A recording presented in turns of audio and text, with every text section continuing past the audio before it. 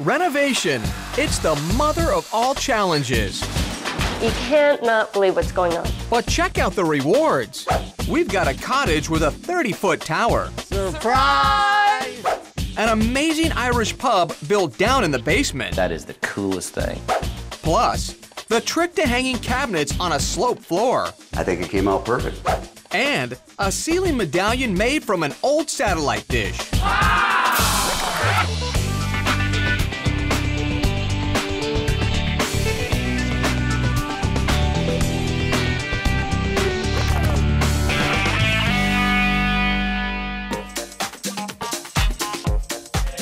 It seems only appropriate that in Seattle, Washington, where fish can fly, we find the ultimate renovation at the home of a commercial fisherman. And wait until you see how he and his wife took advantage of that view. But first, a traditional house reveals its wild side.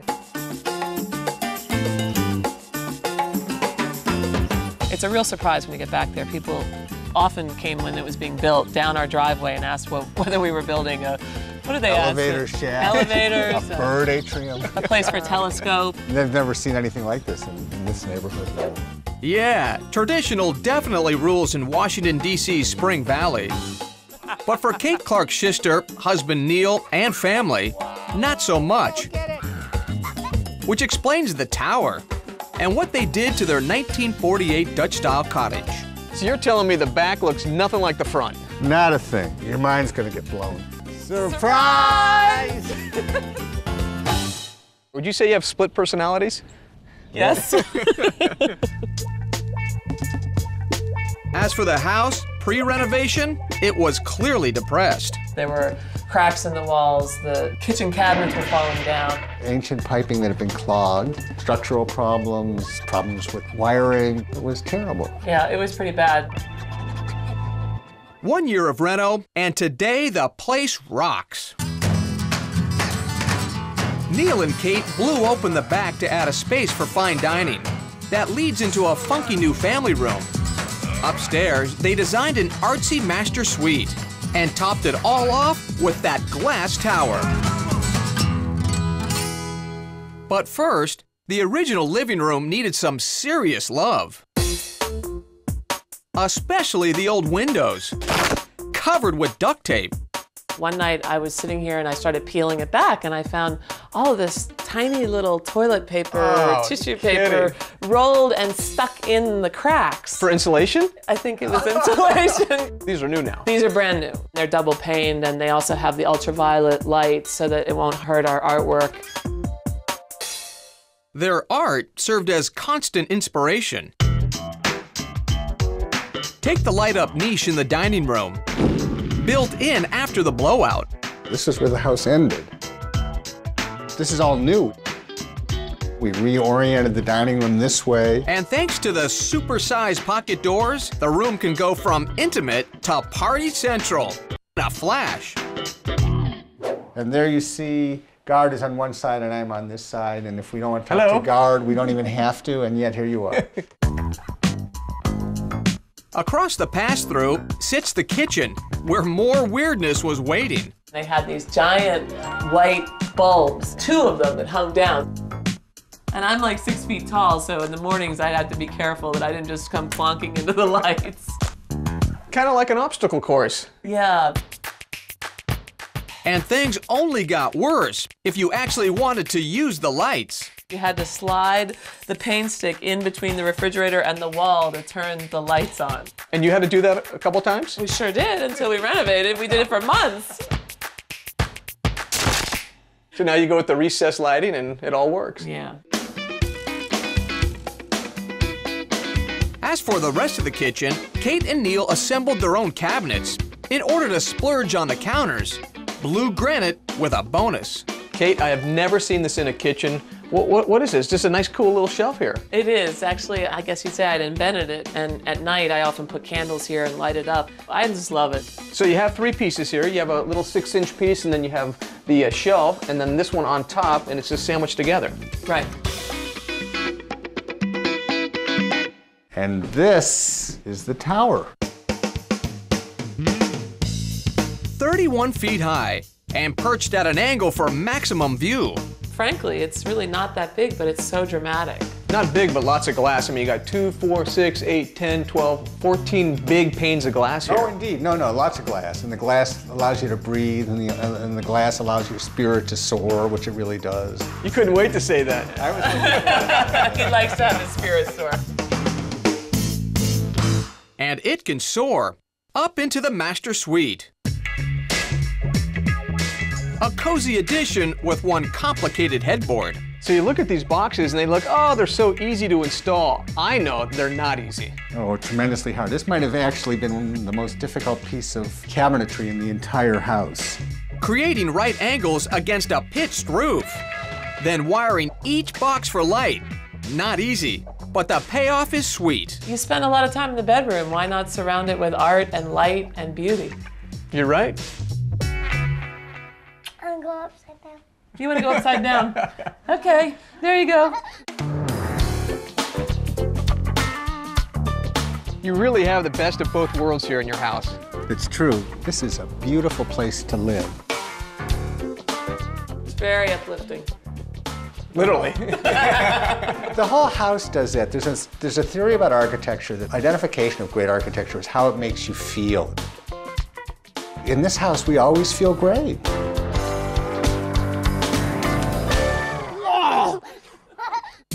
Still to come. This is your standard brick. Going brick on the ceiling and keeping it there. Ow! Just kidding. And next, It was like an attic up here. creating a suite master from the smallest of spaces. You were getting lower and lower.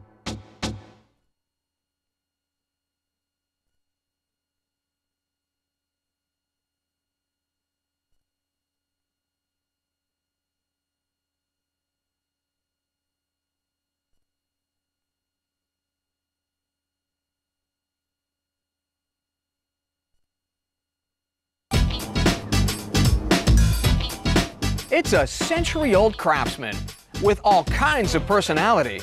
The perfect fixer-upper, except for one little problem. The whole place is leaning 2 inches. My parents looked at this home in '73. It was way too much of a project.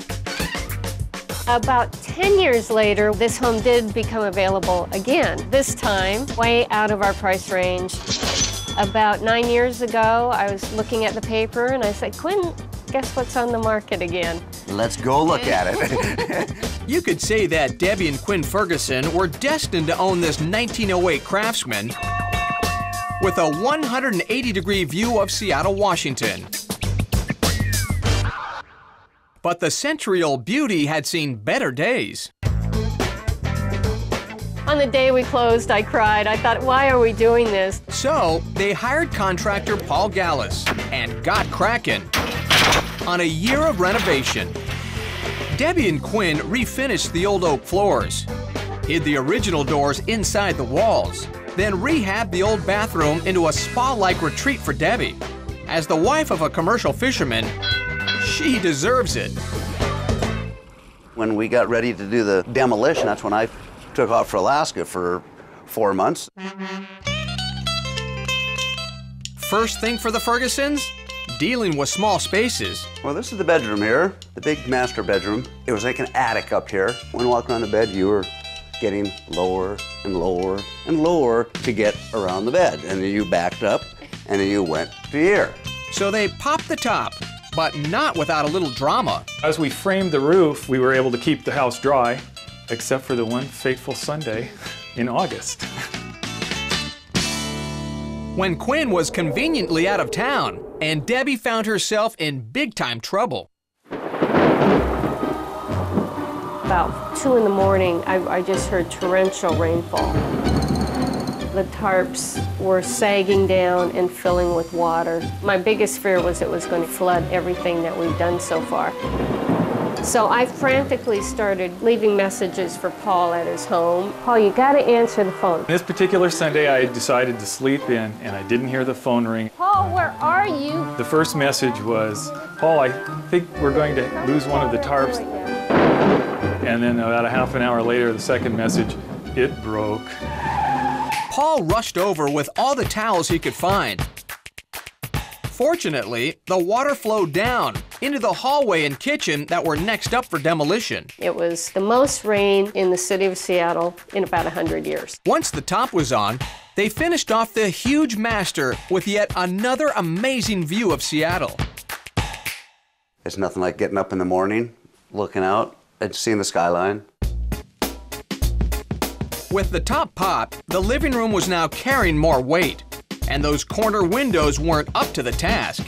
At some point during the life of this home, these large windows were installed. We didn't know what kind of support was above there. Man, were they in for a surprise. When we took it apart, we found nothing.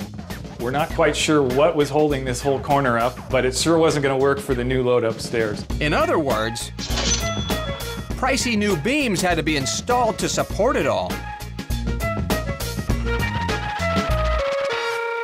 It's $1 million view. By this time, our trio was getting used to the challenges, and yet another was waiting in the kitchen. I think this is one of my favorite rooms in the house. This one came out great. They refinished the original floors, built out a rustic breakfast bar, and brought in soapstone counters to top the new custom cabinets that were no party to install. This kitchen posed a lot of challenges. We had existing floors that were 2 to 2.5 inches different in height from one end of the kitchen to the other. We unfortunately could not straighten the floor. It's sitting on the existing foundation. Which is surprisingly rock solid. So, the sloping floors were dealt with as is. We were going to have to build custom cabinets and figure out how to make that problem go away. The solution? They built cabinets that were 2 different sizes, then created a clever distraction. We used the dishwasher as camouflage, and that keeps the toe kicks looking more or less even across the floor. We got the bay window with a view. I think it came out perfect. It's always been a house that we looked at and dreamed of owning someday. It's amazing that that dream's a reality now. I don't think there's one thing we would probably change. I'm happy to clam with it.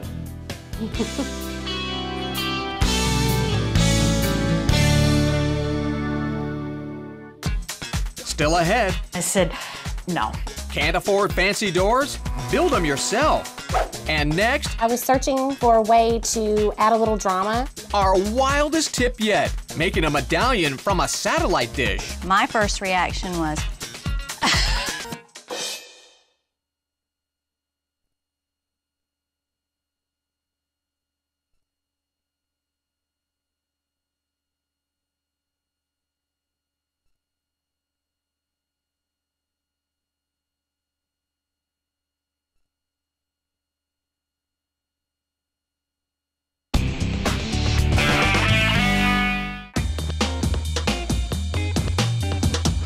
We like the neighborhood. It's a charming old neighborhood in Memphis. it really did kind of speak to us. Mark and Julie Williams were hearing "Buy Me" when they saw the location in Memphis, Tennessee, of this 70-year-old ranch. But the house itself? My first reaction was, Still, the place wasn't a total loss. Although it was in pretty bad shape, looked like it was something that could be brought back to life. it really needed to be loved, and so that's kind of what we did. Gave it a good bit of TLC. It took Mark and Julie over a year to love the old shack back to life. They demoed a rickety old addition and replaced it with a new one that includes an awesome back patio. Then they turned a tiny bedroom into a schmancy new master bath. I feel very spoiled when I come in here. It's everything that we were hoping for in a master bath. But they might not have tackled the project without the help of designer Chandra Blackwell. I allowed you some flexibility. That's right. And creativity. Yeah.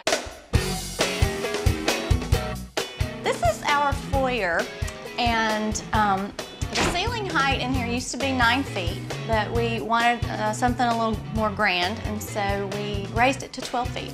But it wasn't grand enough for Chandra. I decided that, hey, we'll put bricks up there. At first, I probably did drop my jaw, or Yeah, I think you did. but once I thought about it, I was all for it. This is your standard brick, and it weighs about 5 pounds or so, and we found the veneered brick. This is much lighter, so we figured it wouldn't hurt as bad if it fell off the ceiling. Ow! Just kidding. It's just applied like tile using a mortar, and then they grouted it. This was a great way to really make use of a small space and bring some interest to it. Worked out very well. Down the hall, Chandra's creativity continued. And this is our new master bedroom. This was one of the original bedrooms with a utility closet over here and the small master bath. We tore out the walls to make all of that one larger space. But even with all the new space, the room was missing something. I was searching for a way to add a little drama to the room, and one day I was driving down the road and saw a lady messing with an old satellite dish, and it just kind of came to me all of a sudden. I called Julie and I was like, Julie, talk to Mark. I want to put a satellite dish in your master bedroom ceiling. We had been working with Chandra for a while, so it certainly didn't surprise me that she suggested a satellite dish. My big question was, what about my ceiling fan? Because I really like a ceiling fan at night while I'm sleeping. I was outvoted. 2-1. So, in came the $75 treasure. The dish is around 150 to 200 pounds of metal, so it's braced very efficiently. A thin layer of sheetrock and a little faux painting, and the look was complete. I still miss my ceiling fan, but it is quite lovely and it was inexpensive. The kitchen was really bad. Nasty, old, ugly, every negative name you could come up with. Nothing was worth keeping, so walls were knocked down for more space, a massive island brought in, and custom maple cabinets were devised to squeeze in that 6-burner stove. We wanted it to look different. We didn't want all the cabinets to blend to one another, and so we used this as an opportunity to kind of build up an older looking piece of furniture with the black rub-through finish on it, and we matched the island to it, and worked out really well. It's quite an improvement over what we walked into that first day. But the renovation wasn't over until Mark and Julie added a second-floor addition, giving their teen daughters space of their own. The upstairs, which we sometimes refer to as the Princess Palace, turned out to be a really great space. The girls were very instrumental in designing their rooms and enjoyed it very much. We hardly ever see them downstairs. I would say that the transformation was like night and day. It was old and uncared for, and now it's very warm and comfortable, and we're just delighted with the outcome. It was a big project, but it turned out beautifully, and yeah, I think it was worth it. We love it. Come on, buddy, go crazy. Up next, Welcome to Old Castle Neck's Pub. wow your friends by building your very own private bar. Their mouths just drop open.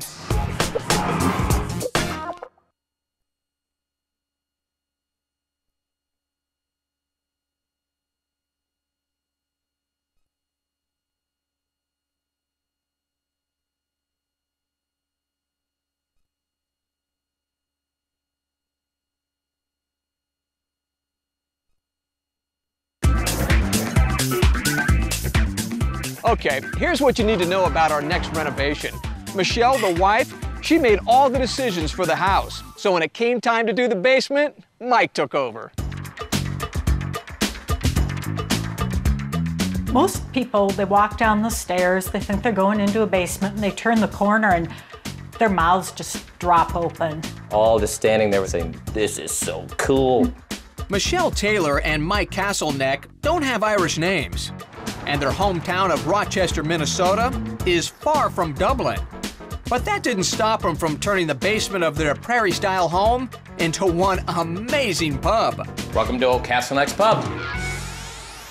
The O is just for fun. Pre-renovation, the basement was, oh, scary. It was kind of the typical icky Midwestern basement. Brown shag carpet, panel walls, a scary bathroom. We couldn't have people over. No. It's not done there. Only one guy got an invite, architect Paul Arman, who designed a year-long renovation, making the basement guest-worthy. They demoed walls to create one giant room, then broke it up with oak columns and ceiling trim. So that we would at least have the illusion of 3 separate rooms. They refinished the original fir floor, and of course, added a little fun for everyone in the family. But first, the main attraction, the bar. There's like 3 or 4 sites that actually stock bars from over in Ireland and England. I just went online and typed in English pub. And found a century-old beauty with all the extras. Corbels, columns, mirrors, stained glass, even the crown molding, which turned into a troublemaker. The bar was 7 foot 5.5, and we've got about 7'3". So we had to bring it down a couple inches. What we ended up doing is taking the crown piece off all the way around, and then it slid right in. The smaller trim was found at a millwork supplier, then stained to match.